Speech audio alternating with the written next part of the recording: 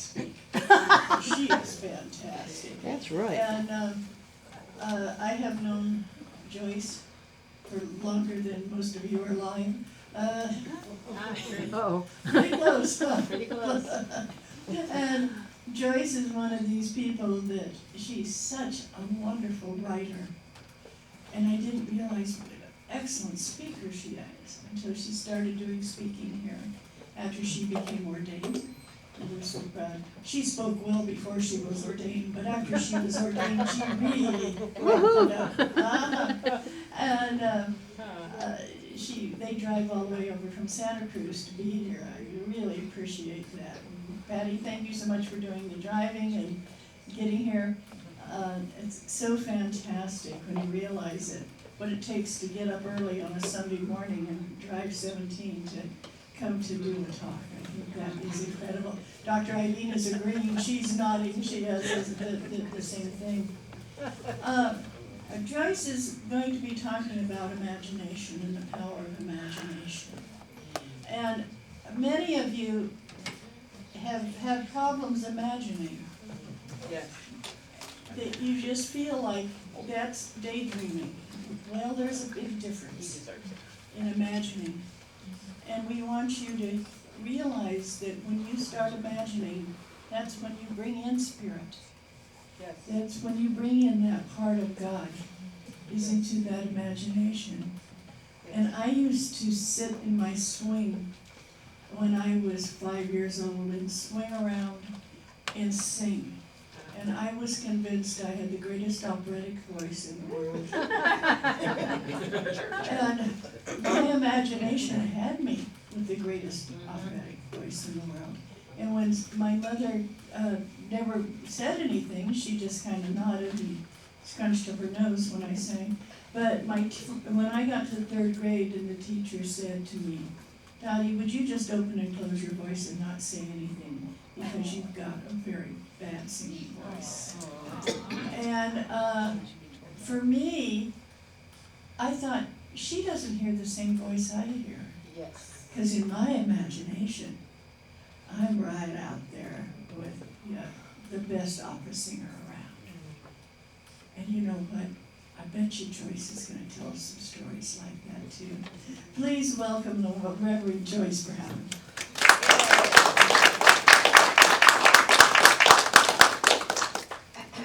Oh, do we have any birthdays this week while we're sitting here? Anybody have a birthday coming up this week? Oh, good. I was afraid I missed it. Hi, Joyce. I like this. I've got a microphone I can kibitz with now. Look out. Uh-oh. Good morning. Good morning. So imagine that, eh?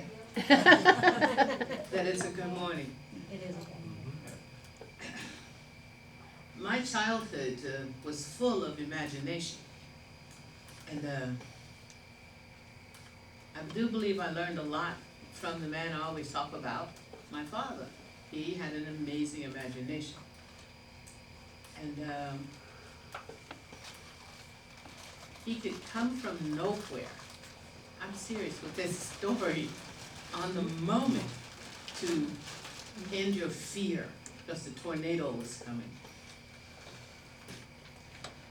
So I've always had imagination to help me through times, to enhance what I'm working on, to give me insight to see something. You create it. And then when you create it, then you put it into action. You develop Create it. the first bars to imagine. Yeah. Good girl. Yeah. I'm on today. I'm on today. I thought you were gonna bust out singing. I'll tell you about what I was creating on the way over here. And actually we were listening to Patty Austin and I was in the throes of, I know I'm sounding good, until I unstopped my ears. Then I realized, okay, redo that. What imagination does, it helps us to live in a moment to have it become something that we want it to become. That's what it does. So when you're working on creating something and you cannot seem to get it to develop on a logical thinking, logic doesn't always work because it's based on everything that you believe someone else has done to get them where they are. Well, that's not it. You're using your imagination. And when you begin to apply your imagination to something, you must trust what is rising to surface. Is that something I want to use or not? Not like, oh, that's it. That's it. That's the only way. There isn't. Because if you look around this room, there's a lot of imagination in here. So it begins, look at us, we're imagination. Chairs, cups, clothing, everything. This microphone, someone had to think of this. You know, it didn't just show up, well, it could have, you know, we're in this. in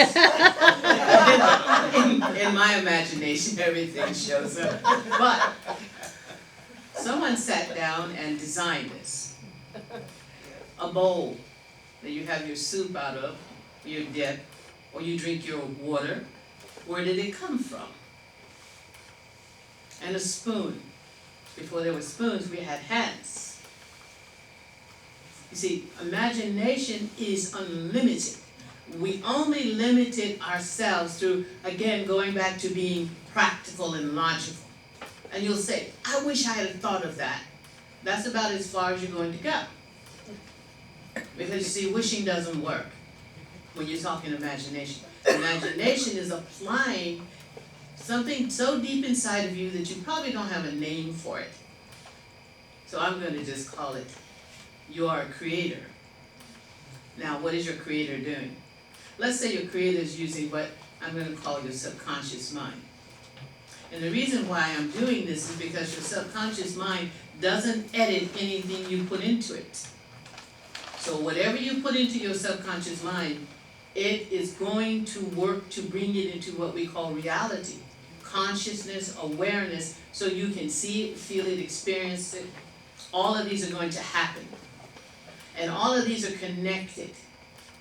Nothing is separate. We're part of one great cosmic something. I don't even have a name for it. We can call it universe. That's a good name. So imagination takes what we give it from wherever we get it and creates something, but it has to have like a canvas to work with.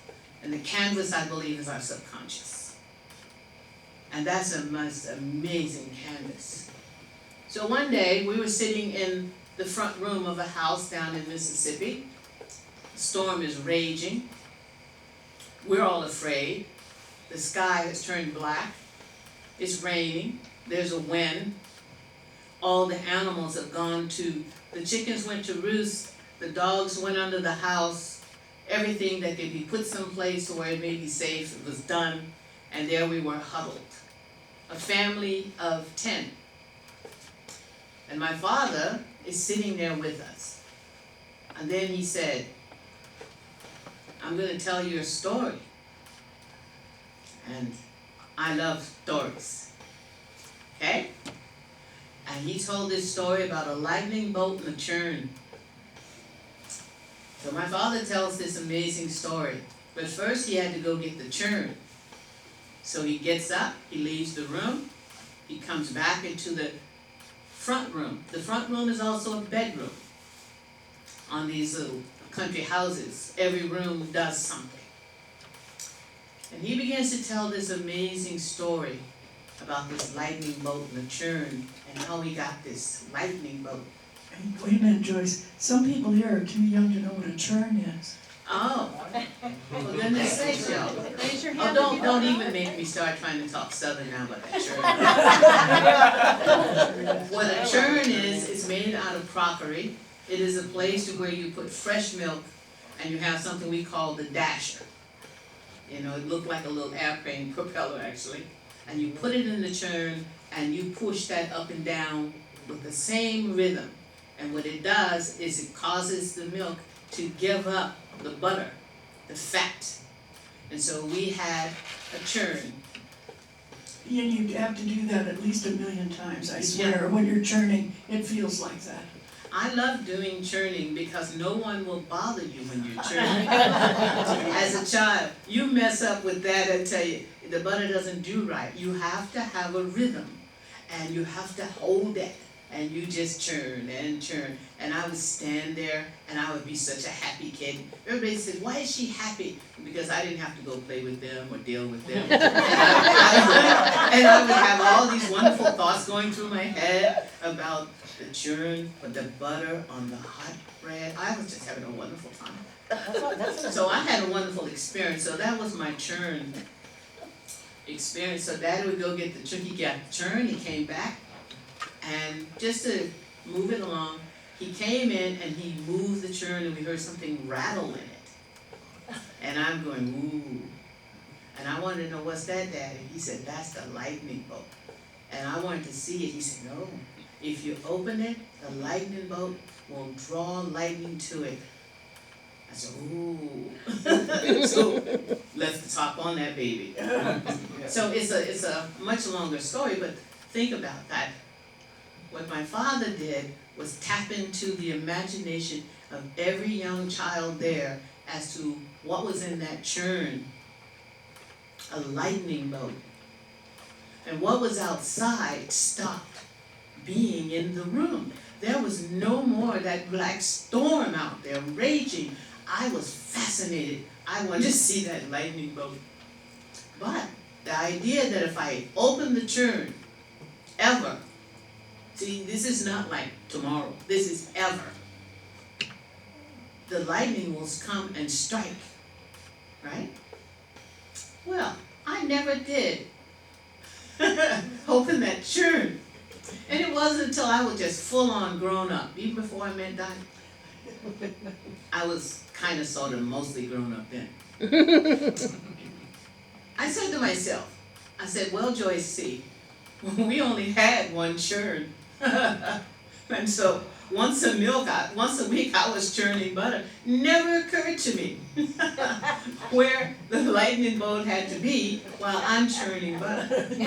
All I know is the story told me something that was so important around my father's imagination. I didn't realize all this until I started getting older, that he kept making up stories about things. Or he would tell us other stories that someone had told him that he had learned as a little boy down there in the hills. That is the Delta, Mississippi, farmland, all that kind of stuff, cotton, pecans, potatoes, all those kinds of things. And there was always a story. He always had a story for something. About behaving, there was a story. If you've been telling lies, the witch came. That one was pretty good. Yeah, and then when the witch was riding your back, well, the witch would come, and her favorite phrase was, "Skin, don't you know me?" And the reason for that is because you would sprinkle salt in her skin when she would take it off to get on your back to ride you and give you nightmares. So you put the salt in there, and when she would jump up at sunlight's coming up, right? Sun is rising. She'd get off you, jump and put on her skin, and she would go, "Skin, don't you know me?" Now, I don't know where you got this stuff from. I just know it made you not tell a lie. You would not lie. The punishment was coming, you didn't care. You did not want that witch. Because I went through that and I asked him why. I woke up in the morning feeling like I had been slobbering all night, like I would Dick the mule. We had a horse named Dick. I said it was like Dick's mouth with it. And he said, oh. He said, let me zern that. So my father went off and zerned, which means to give it thought. And to discern. You see?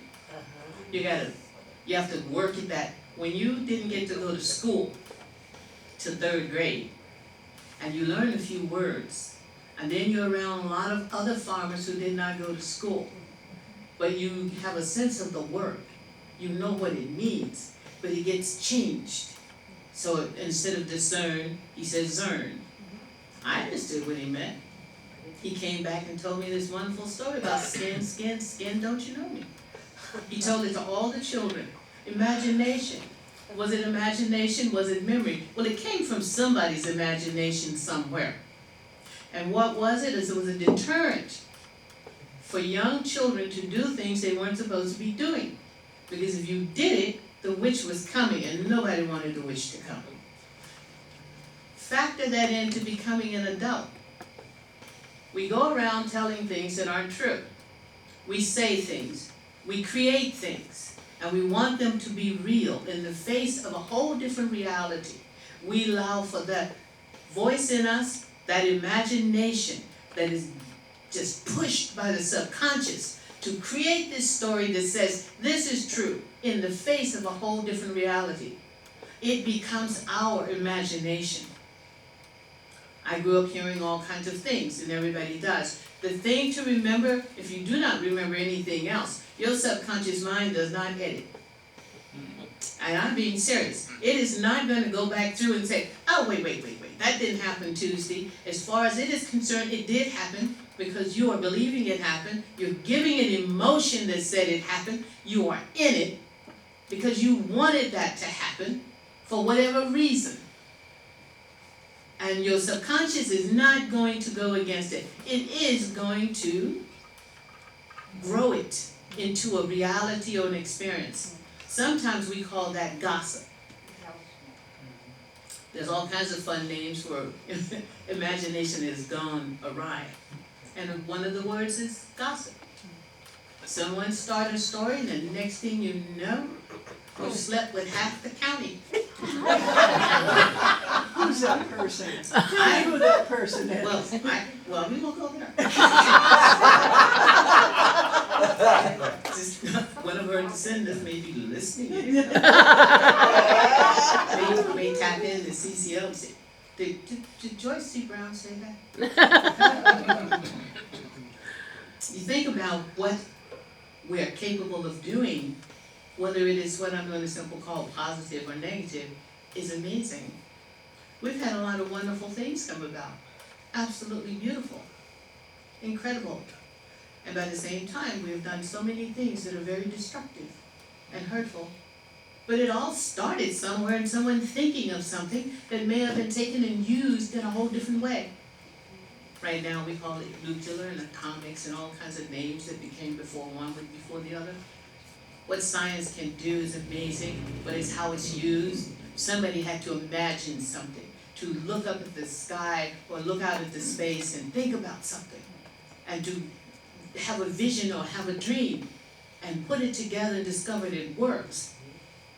But there's only one shortcoming to a lot of these things, is the person who is creating it is not foreseeing enough to see how those who will get their hands on it will actually use it. You create it for a good thing, and it turns out to be war and destruction, or harming the planet, harming us, put it on our food. Someone imagined something that said, well, yeah, it will do this, but the long term, no one gets to the long term. It's like right here, we're going to apply this, we're going to grow more stuff. Well, what's going to happen to us when we eat it? Imagination created something, but imagination that is using it isn't using it for your health or benefits. It's using it for profit. It doesn't matter that you change the earth. Imagination is applied in every aspect of our lives. So when you wake up in the morning and you say, ugh, what a horrible day this is. Well, I got news for you. Your subconscious is listening. And not only did you say it, you emphasized it. You put something on it. You just drove it into you. And as you go through the day, you keep looking at all those horrible things. Nothing is going to be right. It doesn't matter if it's traffic, the refrigerator is not acting right. Everything that could go wrong does. Because you set the mode, and your imagination, your subconscious that is driving things to the surface is giving you all of those things you keep saying you want, even though you really are saying you don't want it, but you do not put it like something that is you want to create. On the opposite, you keep ingraining what it is that hurts you. If you're going to ingrain what has hurt you, that's what you're going to get. It's just bottom line. That is what happens.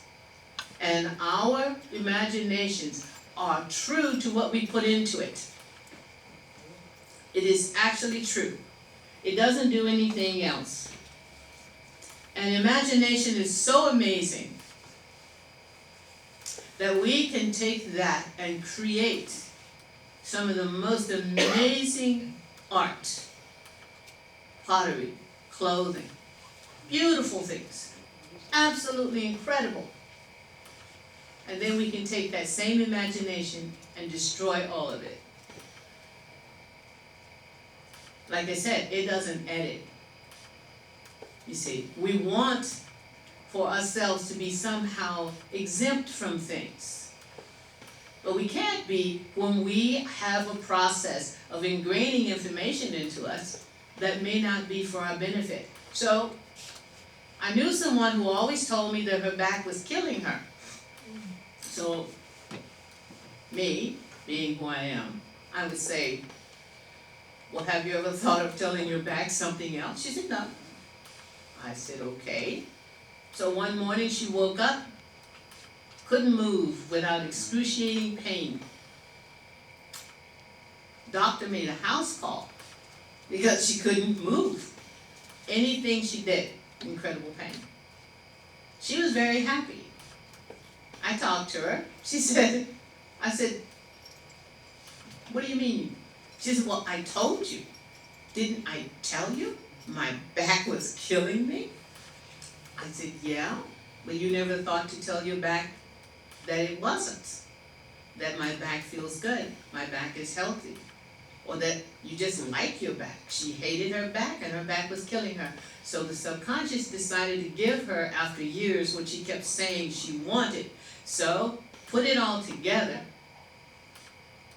What she kept imagining, expressing in detail, came in and she could not function, but she was happy. So some people are happy when they get that unpleasant side of what their subconscious imagination is doing. It proves a point that they were right all along. I don't go for that one. No, if I'm going to imagine, it's going to be something interesting. Did you all know that only cow milk can put out a lightning strike? No, See, didn't know I that. didn't know that either until my daddy told me. I just thought we needed a heck of a lot of water. He told me, he said, no. He said, Joyce, see? I said, yes, Daddy. He said, now then, when we have a lightning strike, he told me, I said, yes, Daddy. He said, only cow milk can put it out. So that's why when a house gets hit by lightning, it always burns down because there's never enough cow milk. Most farmers only had one cow. You only needed one cow for a big family. It was a lot of milk. You had milk to give away, butter to share. You know, it was amazing. And so, look at the imagination. Look what it can do. It can give you something to smile about and laugh about.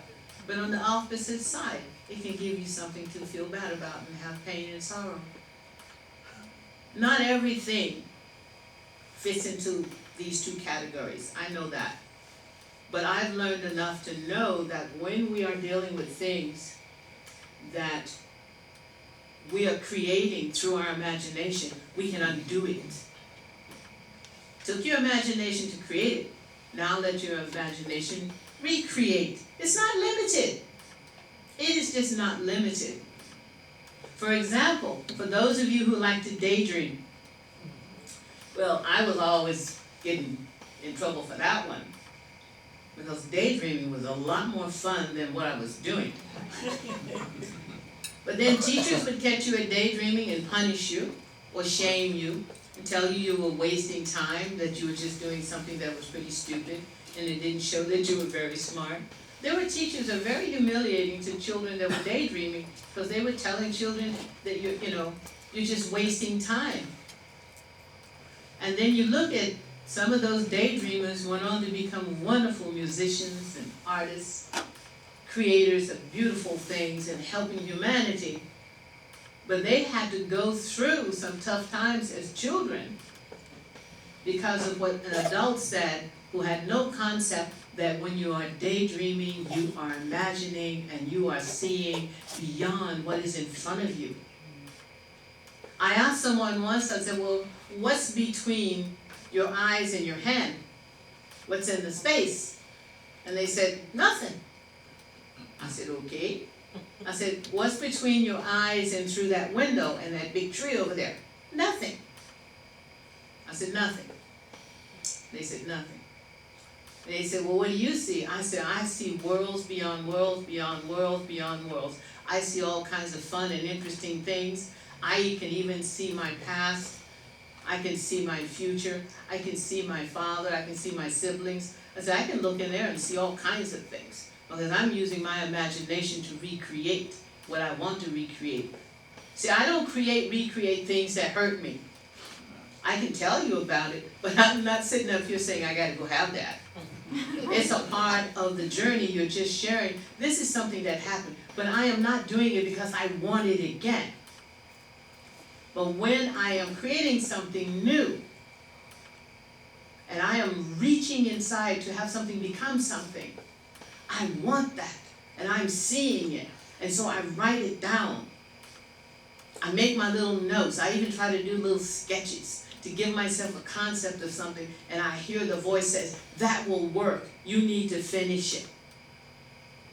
Okay? So you start to get the idea, and then you sit down and work on it. Talk to someone you can trust who was not going to look at you and say, oh, look at what you're doing. We're talking about imagination. So I just wanted to say that in order to make changes in the world, we have to begin with us.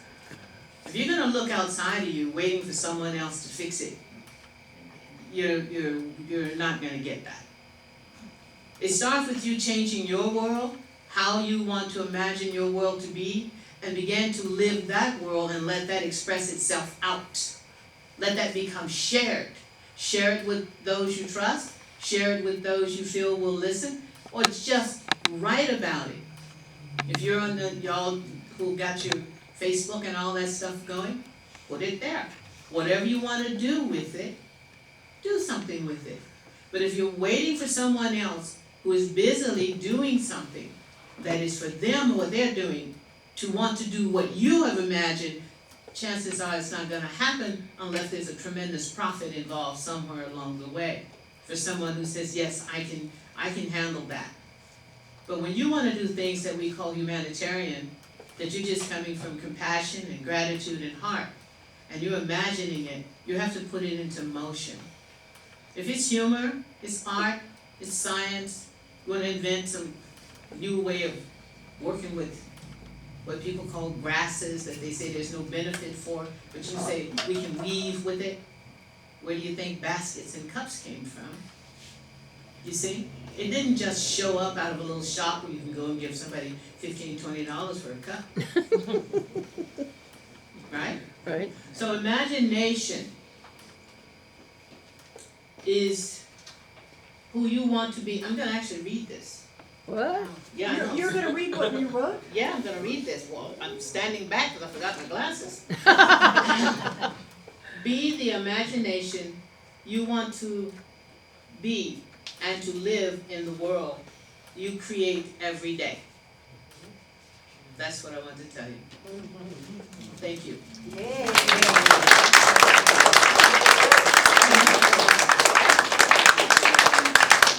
It's the first time I've ever seen you read something. Every time you walk up with a folder and you open it up and you look so professorial, and then you start talking and it's music.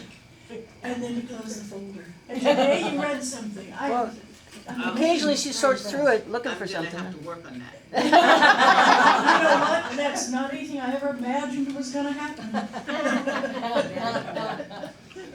I didn't either. That was so fantastic. Thank you. When I bring the folder It's like a backup in case I get up there and can't remember it all one thing. But I did manage to read 2 lines. Yeah.